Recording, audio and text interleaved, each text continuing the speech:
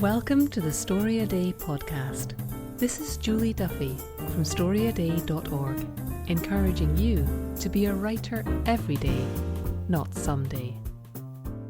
Good morning, good evening, good afternoon. Julie from Story A Day here. Last week I talked to you about taking work that you've done and getting it ready for the next stage. When you want to show it to people, when you want to revise it and make it better.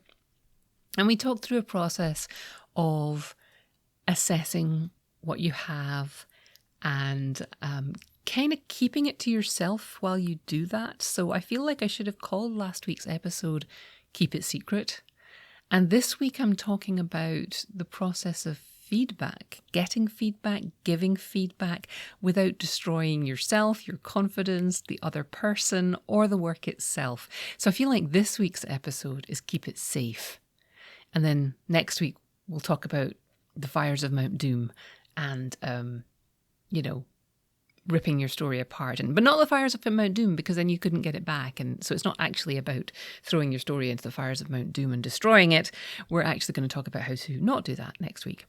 But if you haven't listened to last week's episode yet, go back and listen to that, all about how to assess which story you want to work on, or which parts of your novel you want to work on, what you're ready to work on. And once you've got that, I want you to think about if you're going to be showing it to other people, or if other people are going to be showing you their work. I'm going to take you through what I've learned over the past few years, 10 years, of more than that, of doing critiques, being in critique groups, running critique groups. So, you've brushed up the piece, and you either know that it's not right, it's not working, and you're not quite sure what to do about it, or it's not quite right, but the date for the critique group has arrived and therefore you have to show it to people, or you think it's pretty good and you can't quite see if it needs changed, and if so, what needs changed. And then you know it's really time for you to get some feedback from someone who hasn't seen it 1,000 million times and can see what's actually on the page rather than all the stuff that is in your head. So give it one more read. Before you show it to anyone, give it one more read and make notes for yourself on anything that you think might not be working or that you're worried about, so that you can share that with the people who are going to be reading it. For example, I have a bit of a prejudice against stories with writers in them, because I think it's like it can be a little lazy and a little cheesy and not that interesting to audiences.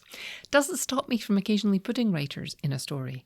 So if I did that, one of my questions might be, okay, so ask the people who are reading this story if it seems cheesy that I'm writing about a writer, if there's enough universal stuff in this story to make it interesting to people who aren't writers, and whether they think I should give them a different profession. So things like that. Just make notes for yourself on what's concerning you and what you might want to point out. Step 2, before you show it to anyone, it can be really useful and really, it can be a courtesy to the people you're asking for feedback if you tell them what kind of feedback you're looking for. And if you're new to this process, that's a big ask for you. So I'm going to give you some tips. If the story is really just a first draft that you've sort of read over to make sure it's in complete sentences, say that. Say, you know what, this is just a first draft. The kind of feedback I'm interested in is, does the story work at all? Is the premise interesting? Have I developed it from a premise into an actual story? Or does it just feel like a little vignette, a little moment, that's something that's not that interesting? So it's a first draft. I'm just looking to see if it works. Are you interested in the characters? That kind of thing. If your story is as good as you can make it and you're thinking you're going to start sending it out to publications soon, then your questions are different, right? Your questions at the top of your article or your story or whatever email that you send out are going to be, listen, I'm getting ready to send this out. I'm really looking for a high grain polish. I'm finessing it. I really think, it's mostly working, but I want to check, are there any plot holes? Do you see any typos? Does it have a compelling opening sentence that would make you turn the page? Does it have a satisfying ending? How did you feel at the end? Were you okay with that? What do you think of the title? Does the length work? Things like that, where you're just going to be higher level, detailed. Most of this, I think, is working, just your final polish comments. So those are the two kind of easiest ways to ask for feedback. One is, this is completely new. I just want to know if it's working at all and what your reactions are. The other one is, this is almost done. I just want to know if I've missed anything. The stories that are most difficult to figure out what your questions should be for are the ones that are in the middle. They're in other stages. You know it's not quite ready, it's not quite finished, you feel like there's maybe, you've no idea, So it can be helpful to think about questions like this if you don't really know what you need to know about your story. Where did you start to skim? Like, if you ask your readers, where did you start to speed read or skim over things?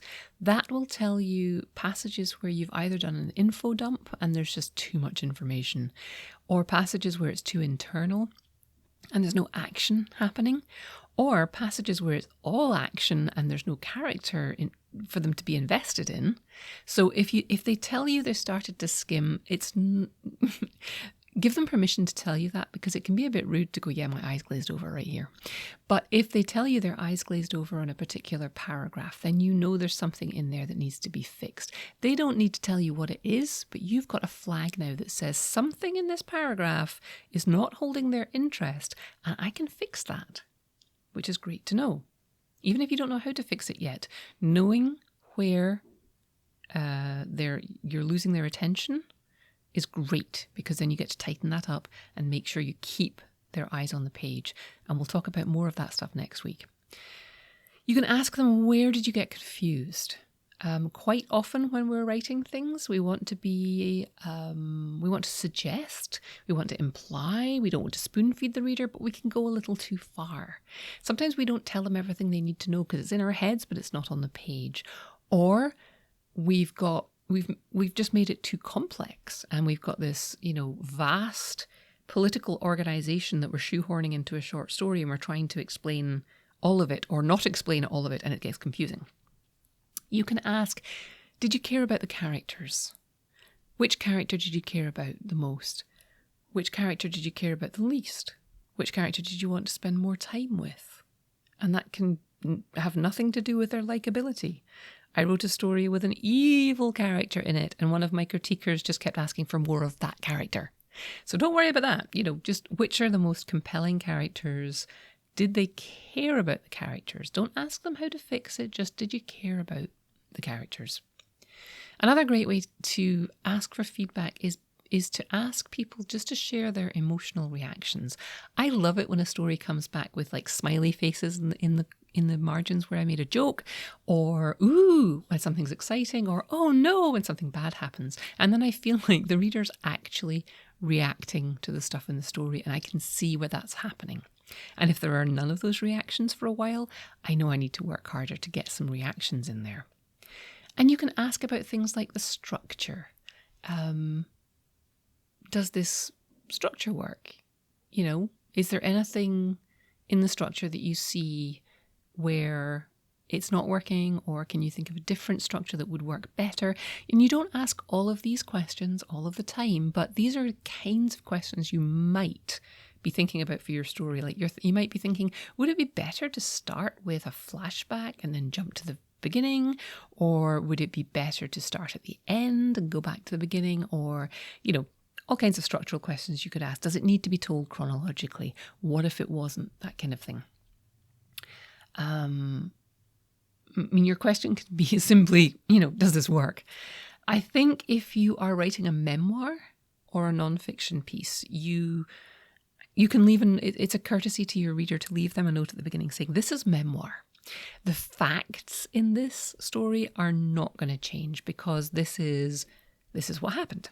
Not that memoir has to be, 100% exactly everything that happened in the right order, but if you're writing a memoir, there's no point in readers saying to you, but what if this character died? Because you're like, well, that was me and I'm not going to die in my own memoir. So it's a courtesy to let them know it's a memoir. The facts of the piece are not going to change, but other feedback is very welcome.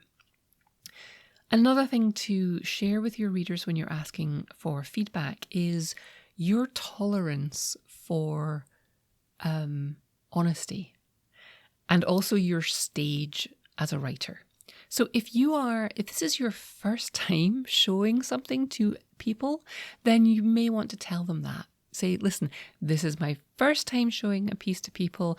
I'm really just kind of looking for affirmation, encouragement. I just want to know if this makes sense, if I have any ability here at all. I think it's fine to ask that. Say, listen, first time I'm getting feedback, I'm really nervous. I just kind of want to know if this works at all. If you have been critiqued a bunch of times, or if you are a super confident person, let your readers know that. Say, listen, I am very happy with a nuts and bolts, harsh critique. I want to know exactly where it's not working for you. You are not going to offend me. I am incapable of offense. I understand you're trying to make my piece better. I appreciate your time. Hit me. What's not working? Or what is working as well. Don't forget to ask for what is working, because when we make changes, it's very easy to cut out the pieces that people actually liked, because you start to second guess yourself. Again, that's for next week. We're going to worry about that next week. But, ask for people for what's not working and what they really did like, so that you can flag those things and make sure that you make the appropriate changes. Also consider who's in the group. Like, if it's people for me, if it's people I know, people I've worked with before, I'm much, much more comfortable saying, give me, hit me with it, all guns. Tell me what's wrong, harsh as you like. You can't offend me. I know it's in the spirit of making it better. I trust you. Let's go. If it's people I don't know, I know I'm going to get more hurt if they give me that harsh, like, this isn't working, that isn't working, you need to brush this up, blah. That's going to be harder to take from the editor of The Atlantic or the New York, whatever, magazine, a New Yorker magazine. From them, I kind of want the feedback that says, yeah, this is good. We liked a lot of things about your writing. Please submit again. But if somebody in my critique group says to me, yeah, this is good, I liked a lot of things about it, I'm going to be really disappointed in that feedback, and I'm going to feel like I've wasted everybody's time. So consider the source, consider your stage, and try to let the critiquers know what you're looking for. And if you don't really know what you're looking for, tell them that too. And then if they are at all intelligent, which most writers are, they're going to go, oh, she doesn't know what she's asking for. I'll be tactful in my feedback. So that's how to ask for feedback. Now let's talk about giving feedback. First of all, pay attention if the writer has given you any clues as to what they're looking for and the style of feedback that they're looking for. Pay attention to that stuff. If you're going to spend time doing this, make sure that you're giving them useful information. It's in service of making their story better. You don't have to worry about hurting their feelings too much. Everyone should understand that this is, in service of making their story better. So don't say things like, it was good, it was nice, I enjoyed it. But it's fine for you to leave just like emotional reactions in the margins if that's, I think that's useful for everyone. So on a practical level, when you are critiquing something, here's what I like to do. And your style will develop and your methods will vary from mine. But just as a starting point, this is what I do. I like to read through something quickly first. And if other people are making comments on a document, I will put it into reader view or focus view or some print view, some view where I don't see the other people's comments. And I'll just read through it quickly first, as if I was reading it in an anthology, just gauging my own reaction. I might make some emotional reaction notes at this point, but I try not to think about grammar or word use or structure or any of those big questions. Then I'll go back through, turn back on the comment view, and I'll go back through and I'll ask questions, I'll give reactions, and I'll interact with other people making comments on the document. If it's done on a document, If it's in real life, in a forum on Zoom or in a room, I'll dive in and interact with the other people who are commenting to the extent that that's allowed. So I'll put smiley faces and oh no and gasp in things like that in the margin where I'm reacting emotionally to the story. I will then ask questions like, okay, well, I'll get back to that in a minute. The kinds of feedback you can give are those reactions. You can say things like, I'd like to know more about, or I could stand to know less about these characters, that kind of thing, this technology. You can give them reactions like, my eyes, I started to skim this bit, so that they know they're not holding your attention. You can do things like at the end of the whole thing, you can summarize your reactions. You can summarize the story question.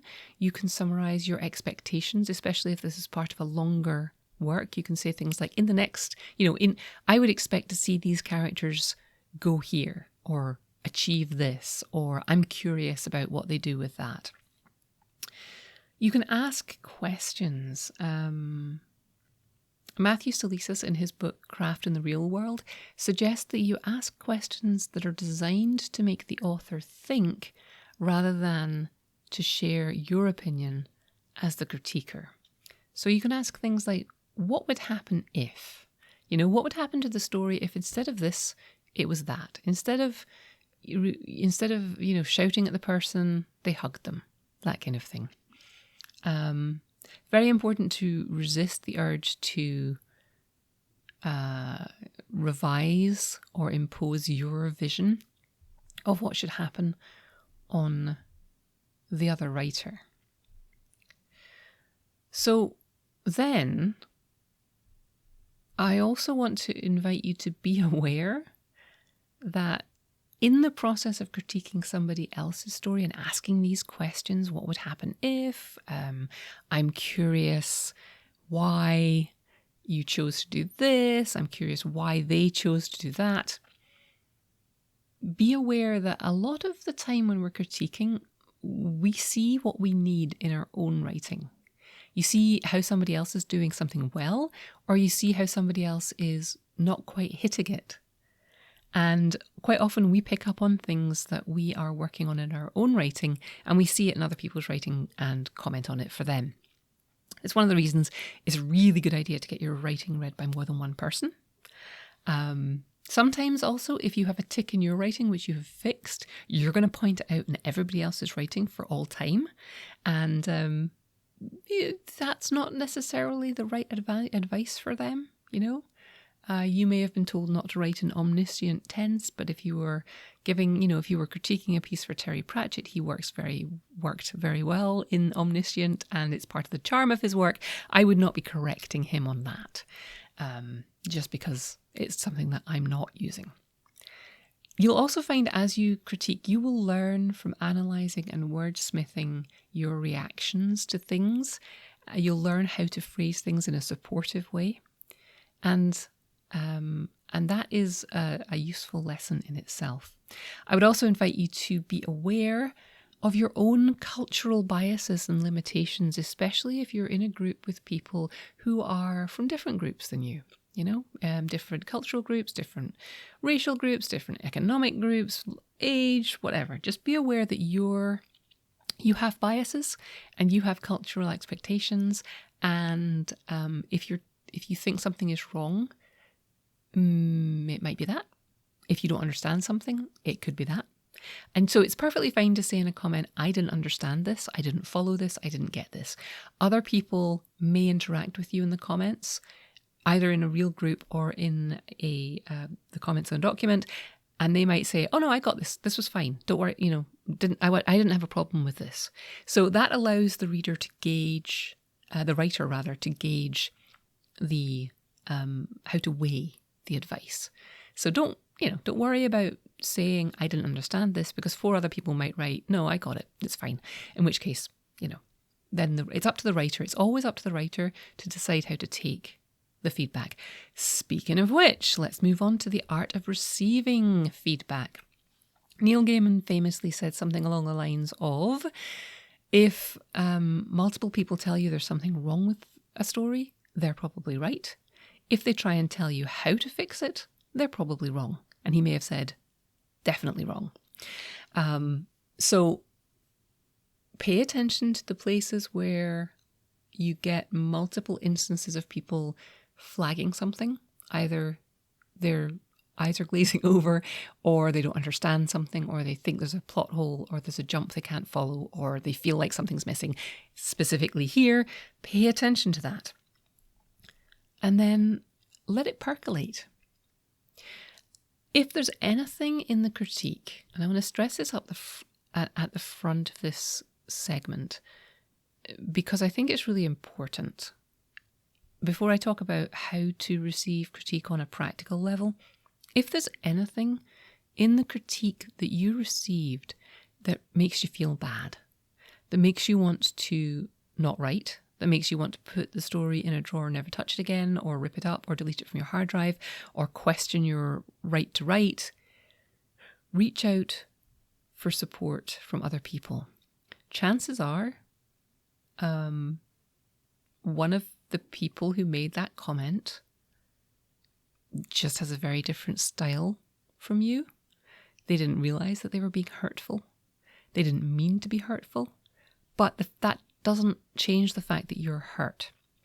So reach out to someone who loves you, someone who loves your writing, and say, listen, I got this critique and it's really sitting badly with me, and I just feel bad, and I wanted to, talk to someone about it. Because your feelings are your feelings.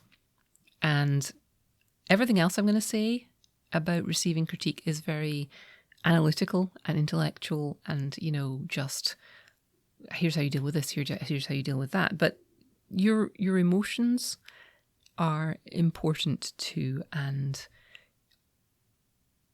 yeah, get some support from someone if a critique makes you feel bad. Having said that, when you're feeling strong enough to receive the critique, consider that no matter how you feel about what somebody says about your writing, they might be right and they might be wrong. I can give you feedback on your story that I think is right, and I might be wrong. How do you know? Well, I think you can have a knee-jerk reaction which says, well, that's just wrong. Or, oh my God, they're right, I'm terrible. I should always take their advice from now on. You can have that kind of reaction, which is a little extreme. What I would suggest you do is ask, what if I made a change based on that? And ask it to yourself 5 times at least. So, since I've gone with the Lord of the Rings titling for these episodes, keep it secret, keep it safe, and the fires of Mount Doom, I'm going to say one of the criticisms I hear of Lord of the Rings is, why don't the eagles just fly Frodo and Sam to Mount Doom and they can throw the ring in and, it would be a short story. Okay, what if the eagles, what if that was a critique somebody put on a story I had written? I could ask questions about that. I could, just rule them out as an idiot, or I could say, oh my God, I have to change it. So what if the eagles did fly them there and I changed it and it all worked out fine and it was a short story? Okay, maybe it's a short story. But that's one option. What if I decide to explain in a big long conversation between, Gandalf and Strider, why the eagles can't do that? Because they know about the eagles, right? So they have a big long conversation about why the eagles can't do it, and it's kind of boring and dull, and nobody turns the page and nobody reads the book. Okay, that's not the best solution. What if at the Council of Elrond somebody has a big fight about it? Well, that could be interesting and exciting, and we'd still rule it out, okay? What if I decide to suggest, what if we decide to try it and we say, right, let's get the eagles to fly Frodo to Mount Doom and he'll throw the ring in and all will be good. So we try it and either it works out or it doesn't. What would that do to my story?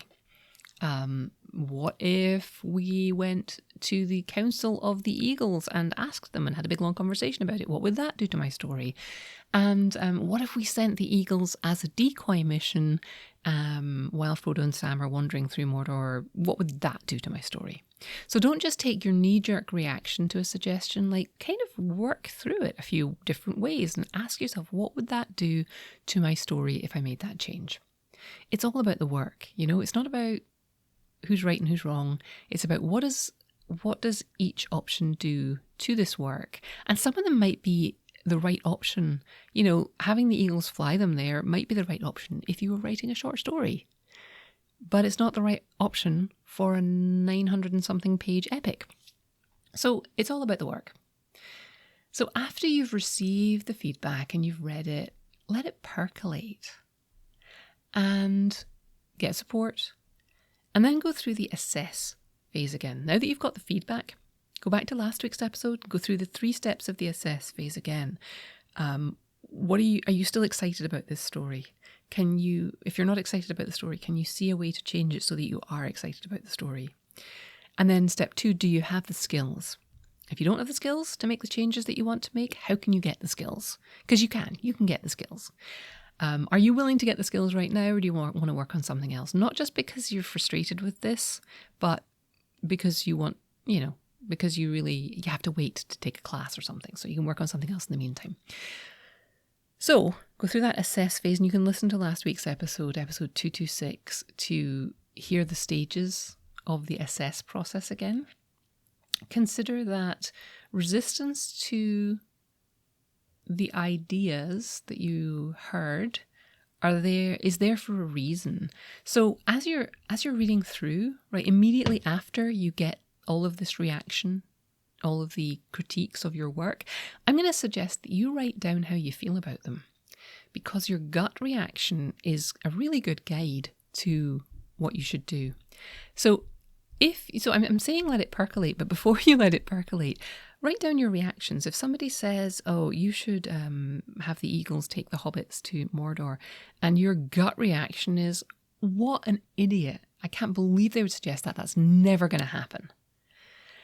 That's a really good marker when you come back to it in a couple of weeks or a couple of months, and all of that advice and the critiques and people's opinions have started to sort of form a stew in your brain, and you don't really remember which ideas were yours and which ideas were someone else's, and you don't really remember your initial reactions.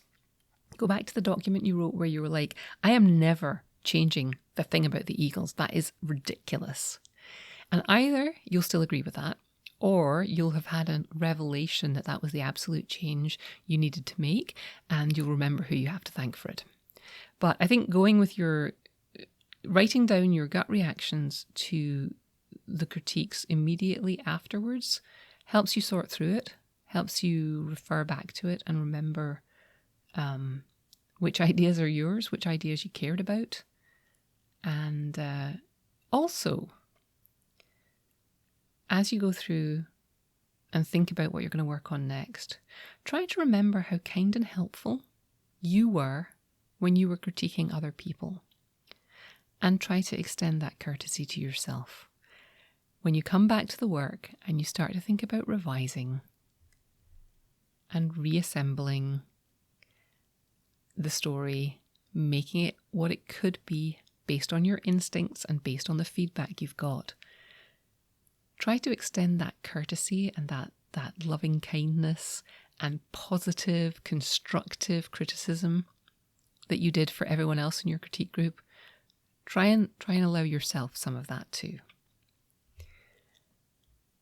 So I think I've talked for long enough on this topic. Keep it safe, right? Ask for the kind of feedback that you think you need. When you're giving feedback, consider the stage of the author, what they've told you they're looking for. Ask them questions, give them your reactions. Don't be prescriptive about the changes. Be aware that the things you're highlighting may well be things that you're working on in your own writing. So A, don't hammer on the point too much for the other writer, and B, do let it come back and bounce off and reflect and come back into yourself as you think, oh, there's not enough dialogue in this story. I think that's something I do. Good to know. And then when you're receiving critique from other people, remember, they might be right. They could very well be wrong. They don't know your work as well as you do. They don't know what's coming next. But give it a chance. Try out some possibilities. What if you made a change based on some of their feedbacks? What ramifications would that have for your story? Do you like them? Do you have the skills to implement that? If not, how can you get them? And again, reach out. If you feel bad about the critique, reach out either to the person who organised the group or somebody just who's a friend who is creative in some way too, and just say, I'm having trouble getting past this comment someone made, and just get their perspective on it. Other people are so much better at seeing the things that are bothering us much more clearly. And they'll probably make you laugh, and that's always good. And then when you come back to think about making changes, go through that assess process from last week again, and then come back next week as I talk about some practical ways to take your story and actually revise it rather than throwing it into the fires of Mount Doom, along with your self-esteem and your dreams of being a writer. Let's not do that. Let's come back and figure out how to make our stories better. Finding a good critique group can be easy when you trust the organiser, when the group has clear goals and a clear timeline, code of conduct, and an active leader. The Story a Day Critique Week is back. Join us for 10 days of critique and feedback on your stories. Find out more at storyaday.org/critique. And now for this week's writing prompt. In the interests of getting you to think about possibilities for the same story, different ways if people ask you questions that make you rethink your story, I'm going to actually assign you a writing prompt this week which involves writing about the same relationship in 3 different ways. And the prompt is for you to write 3 linked mini stories about 2 people who love each other. Each of those mini stories is going to illustrate a moment of one aspect of that love: intimacy, passion, and commitment. Each section highlights a different moment, and the overall story charts their relationship over time. I would argue that you could write a platonic relationship using these ideas as well as a romantic one. Passion doesn't have to be sexual. It can be that infatuation you feel when a friendship is new and really clicking. It can be that overwhelmingly protective instinct that you feel towards somebody in your family. Can be many things. You can think of the 3 aspects as points of a triangle, which is of course the strongest foundational shape in architecture, or as a mixing board slider where you're adjusting the level of each to come up with a unique blend that is your character's relationship in a particular moment and over the long term. For a familial relationship, that passion might be laughter or anger. It might be a less important or a more important aspect of the relationship compared to the other 2. Intimacy means those moments when one person really knows you. It can be shown by characters finishing each other's sentences or understanding that when one person says, "I'm fine," they really mean, "I'm hurt, but I don't want to admit it." You can also show intimacy by allowing your characters to create a bond while working on a shared interest or project together. Commitment, in the short term, is the moment when one character decides to do something for the other or remain with the other when it's not strictly necessary. You could also explore the effects of long-term commitment when the characters have shared plans and achievements. To write the 3 interconnected tiny stories, I'd suggest giving yourself a word count of between 100 and 1,000 words each, or imposing other limits on your stories. Maybe the only 2 characters can appear in each scene, you can only use 1 setting, you allow no backstory, only the conversation that's happening in the moment gets written down, you can write it all as dialogue or as a series of letters or texts, but some kind of limit will help you treat this idea and create a coherent feeling for the whole, even though you're writing 3 fragments. Before you start writing, you might want to think about what kind of relationships your stories will describe. What arc will the relationship have over the course of your stories? For example, if your characters start out in a kind of parent-child or teacher-student relationship, will it still be that relationship at the end, and will each party be playing the same role? If your hero sees himself as a stud collecting notches on his bedpost, does he still see his love interest and himself at the same in the 3rd part of your story collection? If one character is very nurturing in the first story, is that still the relationship dynamic at the end? And does that nurturing travel in the same direction? The idea to use these 3 points of the triangle come from Cornell professor Robert J. Sternberg, who talks about intimacy, commitment, and passion as being the 3 points of the triangle of a enduring love. So if you want to find out more about that, you can research him. If you want to get hold of the Story a Day short story framework so that you can map out these stories, then you can do that. The link is in the show notes. And if you just want to go for it, just go for it. I look forward to hearing what you came up with.